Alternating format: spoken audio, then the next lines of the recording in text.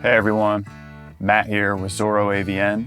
In today's video, I wanted to share with you some testing I did with my electric guitar, running it through some various devices before actually capturing the audio. And I wanted to see how these different devices manipulated the tone of the guitar. This is the instrument I chose to use for it. It's a Fender Stratocaster. And I wanted to keep everything on the guitar as consistent as possible. So I made sure to keep the pickup switch in the same location. I made sure to keep my tone knobs in the same position, and even the volume knob in the same position. For an audio interface, I have the PreSonus Studio 1810C. For the baseline test, I just plugged in direct with a standard guitar instrument cable just right into the built-in preamp up front here. I also tested with these two Radial Engineering DI boxes. One of them is an active, meaning I had to activate phantom power, and the other one is passive, meaning I didn't have to do that. And I connected the DI boxes in the standard way. I used an XLR cable to connect the DI box to an input preamp on my audio interface here. And I just use a standard, again, instrument cable to come on into the input here from the guitar. And the final piece of gear I wanted to test how it sounded through was this Mackie mixer here. And I used a balanced TRS cable to go from my main outs on the mixer to a pair of line ins here on the back. Where are we at here? Boom. The 7 and 8 right here. And I configured it in my DAW to collect that stereo input.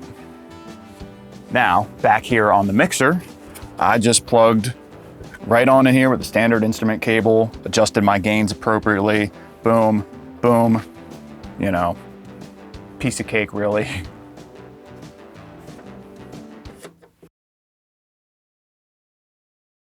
So, a few things I wanted to mention before I share the audio samples is that when recording on the way in with all 4 of the samples, I did my best to set the input gain so that during my playing, it was at about -12 dB recording. I did my best. I'm not the cleanest player ever. All I did was just strum a standard G chord in a basic pattern that I could easily repeat 4 times. And I'm not the cleanest player again, so you might notice a couple of accented transients where I, went a little overboard. Not too overboard though, so nothing crazy. But I didn't want to apply any compression because that would manipulate the tone and therefore add another element that, was not constant. And I wanted to keep as many constants as possible so that the only independent variables throughout this test was, as best as I could, just these different pieces of gear. So a couple of things I did to prep the audio files for this video is, one, all 4 of them, I used my DAW to normalize all the audio to -1 dB, which basically means, my understanding at least, is that it takes the highest peaks of each of the samples, wherever they sit, and moves them up to -1 dB on the digital scale.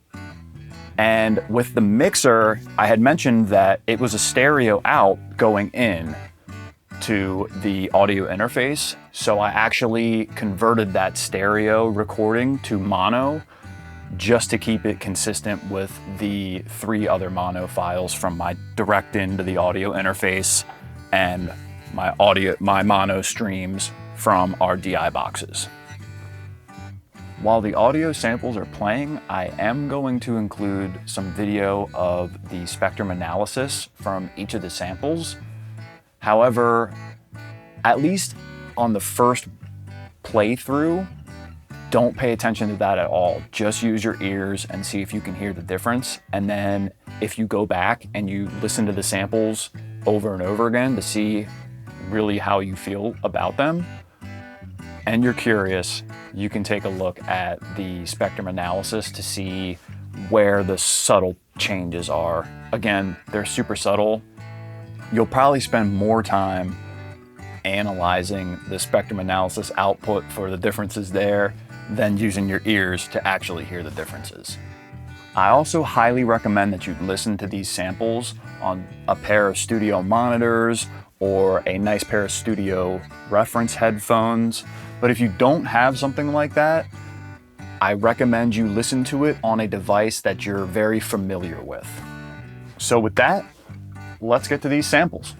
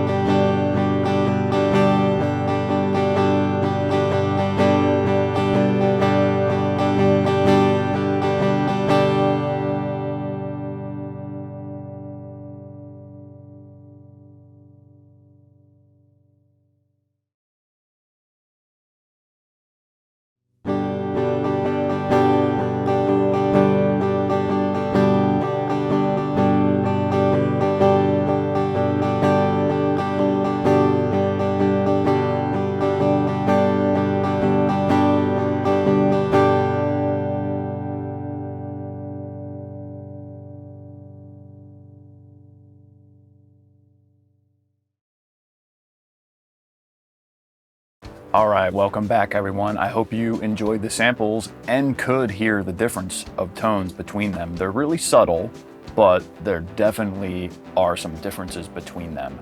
And to give you some of my thoughts after doing these tests, I would say if you consider the direct input to the audio interface alone as sort of a baseline to compare the other 3 pieces of gear running through, I would say that I felt the passive DI box had kind of like a slightly smoother, maybe a little bit brighter sound, whereas the active DI box was much brighter. I definitely heard a lot more, almost like I put a fresh set of strings on the guitar.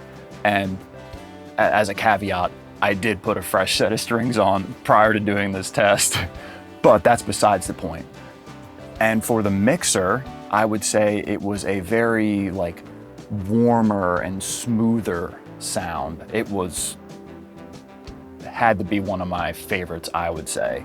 And one of the things that I'm really excited about trying for some of my own recording in the future is combinations of these. Particularly, I want to see how that warm smoothness of the mixer sample, how that combines with the sort of brightness of the active DI box. I think that might be really cool, and it would just add such a cool, God, it's just so many more cool layers of tone and tonality to just a standard connect, plug into my instrument cable into the DI box. It works, but let's face it, running in through all this other gear is just way cooler. All right, so with that, everyone, I want to thank you for watching the video. I hope you enjoyed it. I hope I can come up with more cool stuff to make videos on but you know, we'll see. So until next time, this is Matt. Catch you guys.